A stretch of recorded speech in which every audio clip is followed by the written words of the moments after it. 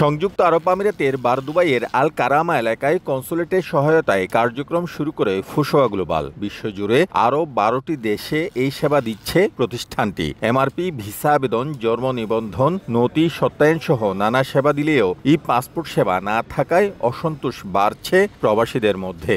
এখানে আসার পরে ইজিলি হয়ে গেছে, যা মানে আধা ঘন্টা বসতে হয় নাই। এখানে মনে করেন শীতাতপ আছে, নর্মাল আছে, গরম নাই, কোনো কিছু ভেজাল নাই। ওনারা বলতেছে এখানে পাসপোর্ট সেবা হয় না, আবু হেল যেতে হবে। এখান থেকে যদি আমার এই সেবাটা সুস্থভাবে আমি নিতে পারতাম এখান থেকে, তাহলে আমাদের জন্য অনেক ভালো হতো।